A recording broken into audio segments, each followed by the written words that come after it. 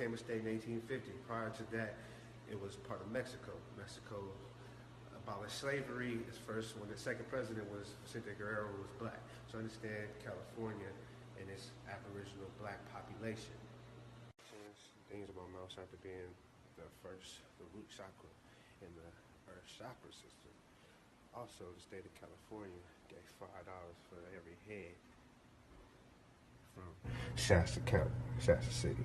You gotta understand, people were mad about Ben Carson saying that niggas is immigrants. So you gotta understand, if you identify yourself as a slave captured in Africa and brought to America, understand, this is how laws and different things have been established here in America against you. Understand about these niggas being immigrants is the fact that Negroes or African Americans identify themselves as 14th Amendment citizens that allows immigrants to establish American citizenship and make laws in America. Major impacts that the black people have made to the Americas, not only before Columbus was born, but before even Spain or Italy existed.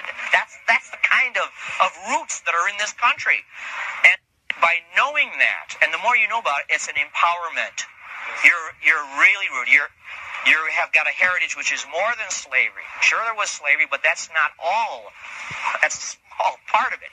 Long before that, there's a heritage of kings, seafarers, religious missionaries, and they were all here. But it happened so long ago, there's just so little of it left. And that's basically my story. What connects it up is even the word Moor, because it's pronounced differently in different parts of Africa. And they call themselves Moor, Mu, Muir. There's all variations of that, so even the name Muir.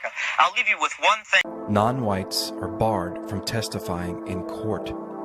No black, mulatto, or Indian shall be allowed to give evidence in favor of or against a white man. 1856. Of the most brutal acts with the Indians. Such incidents have fallen under my notice that would make humanity weep and men disown their race. The government will render such aid as will enable the citizens of the North to carry on a war of extermination until the last redskin of these tribes has been killed. Offered $5 for every Indian head brought to City Hall. And California's state treasury reimbursed many of the local governments for their expenses. Has arrived. The work has commenced. And let the first man that says treaty or peace be regarded as a traitor.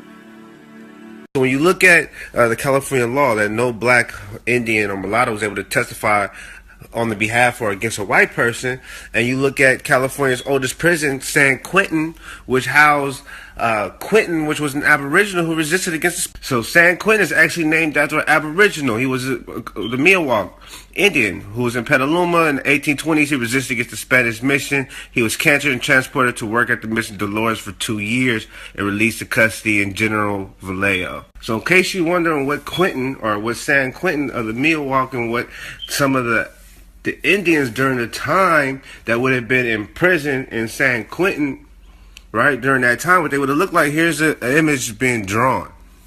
So since California could not become a slave state, what you see is here in 1852, California establishes state prison, and California forms its laws where Negroes could not testify against whites, which would lead to Redskin of these tribes has been killed.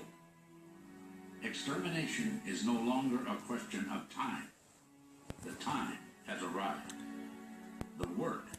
There were over 40 women and children butchered. So when you look at the changing of the law, that a black mulatto, Negro could testify in the court of law against a white man. And the taking of these lands and the reported massacres in California, giving millions of dollars to mercenaries for the heads of the inhabitants of these different lands. So now when you see the different fires that occur in these different lands, the earth reaps its vengeance on the land.